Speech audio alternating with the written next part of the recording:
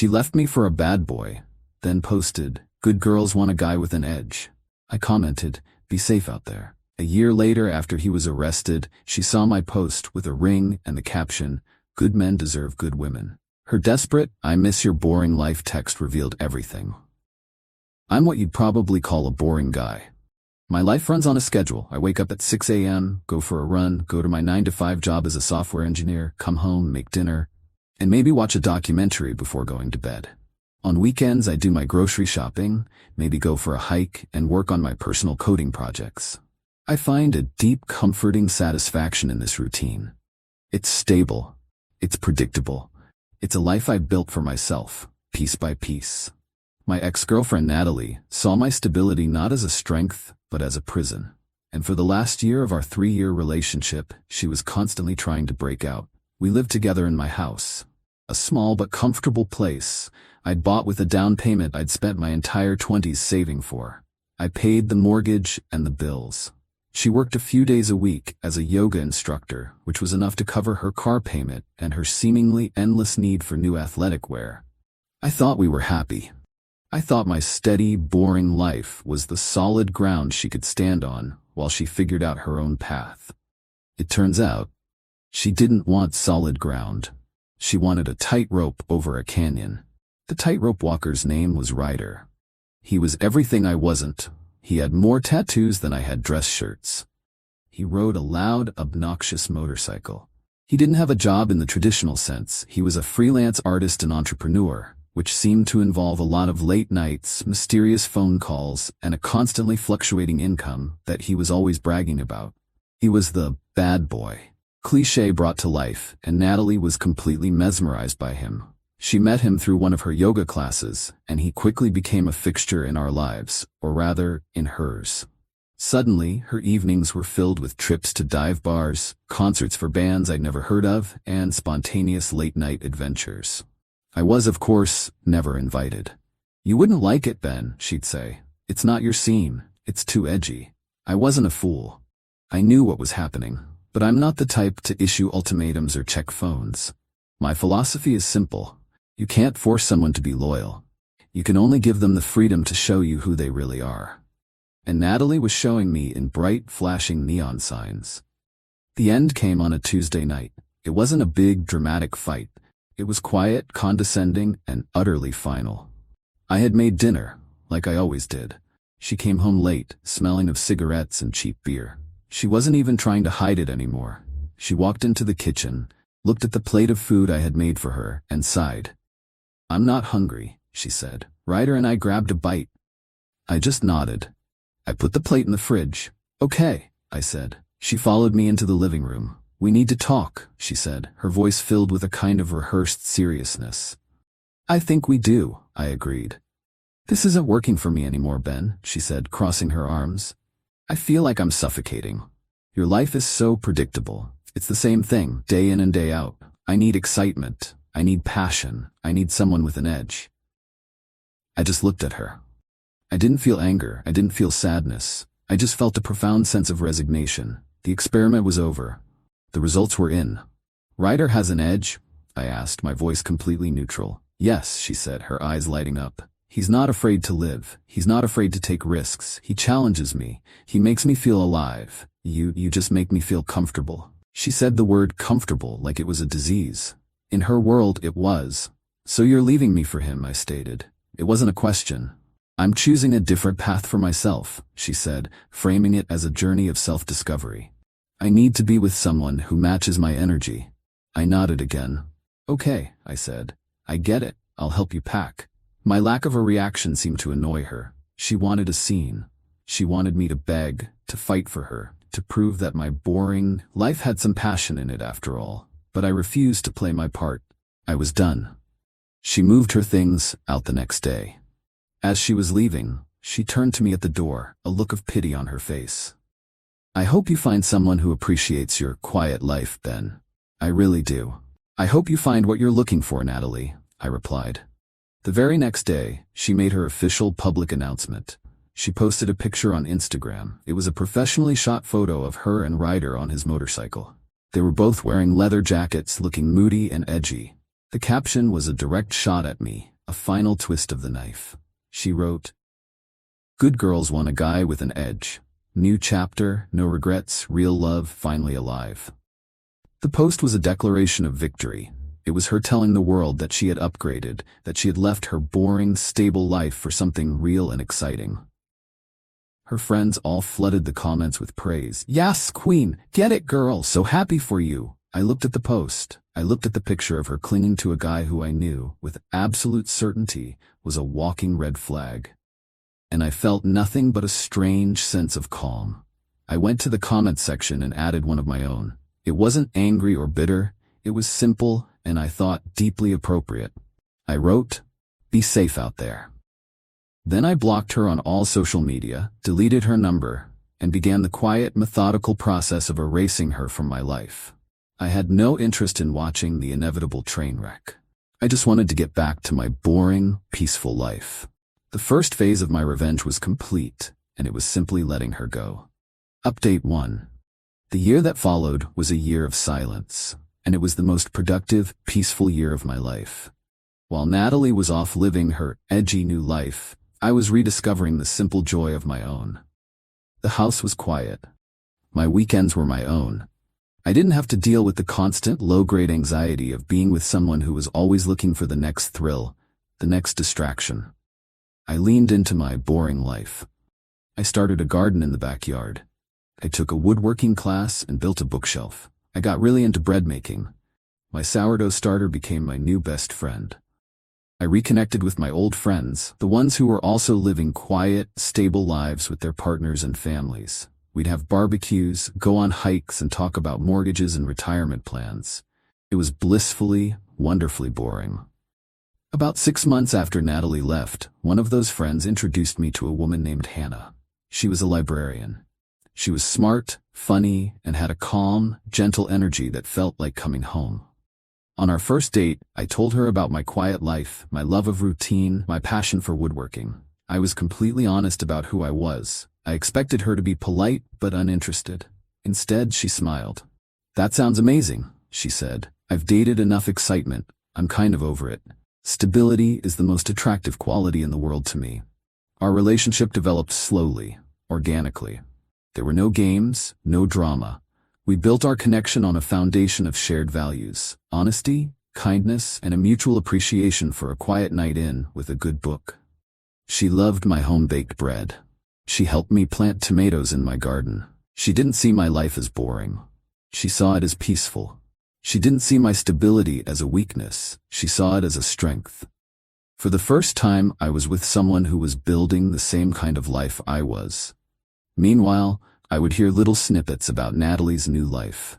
It was always through the grapevine, a friend of a friend who still followed her on social media. The picture that was painted was not one of romantic bliss.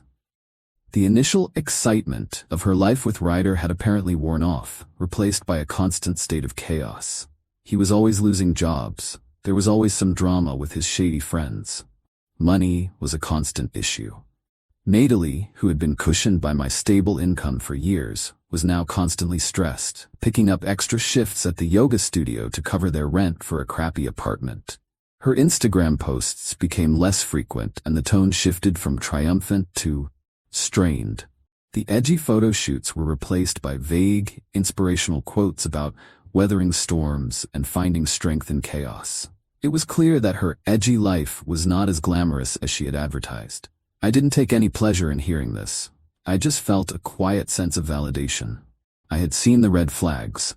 I had known, on a fundamental level, that a life built on edge and excitement was unsustainable. It was a house built on sand, and the tide was starting to come in. One evening, about 11 months after she had left, I was at Hannah's apartment. We were making dinner together, laughing about something silly. It was a perfect, ordinary, boring moment, and I was filled with a sense of happiness so profound it almost hurt. I looked at her kind eyes and her genuine smile, and I knew with absolute certainty that this was the woman I wanted to spend my life with. The next day I went to a jeweler, not a flashy, overpriced place in the mall, but a small, family-owned shop that had been in business for 50 years. I didn't want a massive, gaudy rock. I wanted something classic, something with character. I found a beautiful vintage-style ring with a modest but flawless diamond. It was perfect. It was Hannah. I held on to the ring for a few weeks, waiting for the right moment. I wanted it to be special, but I also wanted it to be us. Quiet, simple, and real. The perfect opportunity was just around the corner. Update 2. The news about Ryder broke on a Monday morning. It wasn't a huge headline, just a small article in the local online news blotter. Local man arrested in connection with stolen auto parts ring. There was a grainy mugshot. It was him. Ryder, the man with the edge. His edge, it turned out, was a felony. The article detailed how he and a few of his entrepreneurial friends had been stealing catalytic converters and selling them on the black market. The police had been investigating them for months. It was a sordid, pathetic, and deeply unglamorous crime. This was the excitement Natalie had left me for. This was the passion she had craved. My first thought was not of revenge. It was a quiet, sad thought for the woman she had become. But my second thought was about the story. Her story. The one she had so proudly blasted on social media a year ago. The story of how good girls won a guy with an edge. That story now had a final, definitive chapter. I didn't do anything right away. I let the news simmer. I knew Natalie's world would be imploding. Her edgy bad boy was a common criminal. The life she had chosen had led her to a dead end of police reports and court dates. A week later, I decided it was time. It was a beautiful Saturday afternoon. I took Hannah to the botanical gardens, the place where we had our first real, long conversation. We walked through the rose garden, and when we reached a quiet, secluded bench, I stopped. I told her how much she meant to me, how she had brought a quiet, joyful light back into my life. I told her that I wanted to spend the rest of my boring, predictable life with her. I got down on one knee, and I asked her to marry me. She said yes, her eyes filled with happy tears. It was a perfect, quiet, real moment. It was everything I had ever wanted. That evening, we took a simple, happy photo. Just the two of us, sitting on the couch in my living room, her hand with the beautiful classic ring resting on mine. We were both smiling, a real unforced smile of pure happiness. I decided to post it on my Instagram. My account was still the same quiet place it had always been, mostly pictures of my garden and my dog. But this post was different. This was a statement. I posted the picture of our hands, the ring sparkling in the light, and I wrote a caption. It was a direct response to the post Natalie had made a year ago, a final closing of the loop. I wrote, "Some things are worth waiting for. Some people are worth building a life with. I used to think good girls wanted a guy with an edge. I've learned that's not true. Good men deserve good women, and I am the luckiest man in the world to have found mine." I didn't tag Natalie. I didn't mention her at all. I didn't have to. The message was clear. I posted it, and then Hannah and I went out for a quiet, celebratory dinner. I didn't check my phone for the rest of the night. I didn't need to. I knew the message would be delivered. Final update. It has been 6 months since I proposed to Hannah. We are getting married this fall, a small, quiet ceremony with close friends and family in the backyard of the house I used to share with Natalie. We are reclaiming the space, filling it with new, happy memories. The night I posted our engagement photo, the inevitable happened. Around midnight, my phone buzzed with a text from a number I didn't recognize, but I knew instantly who it was from. It was Natalie. Her text was a rambling, desperate, and deeply pathetic message. It was a window into the wreckage of the life she had chosen. "Ben," it started, "I saw your post. The ring is beautiful. She seems nice. I don't know if you heard about Ryder. It's been a nightmare. The lawyers, the court dates. He's probably going to jail. My life is a complete mess. I had to move back in with my parents. I have no money. Everyone looks at me like I'm a joke." The message went on, a long list of her woes, but it was the last line that was the real confession, the final, unconditional surrender. "I keep thinking about our life," she wrote. "How easy it was, how safe I felt. I was so stupid. I miss you. I miss our boring life so much."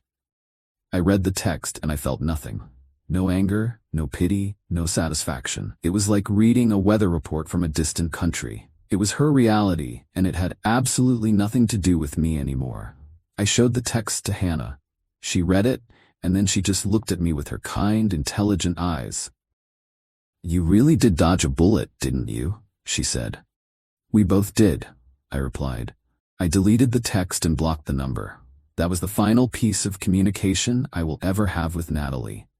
Her story, from what I've heard, has not gotten any better. Ryder was convicted and is serving a short prison sentence. Natalie is still living at home, trying to piece her life back together. Her edgy adventure left her with nothing but debt, a criminal ex-boyfriend, and a reputation she may never recover from. My revenge was never about a single dramatic act. It was a quiet, patient strategy. The ultimate revenge was simply living well. It was building a happy, stable, boring life with a woman who valued the same things I did. My engagement post wasn't an attack on Natalie. It was a celebration of Hannah. The fact that it served as the final, devastating blow to Natalie's fantasy world was just a bonus. She left me because she thought my life was boring.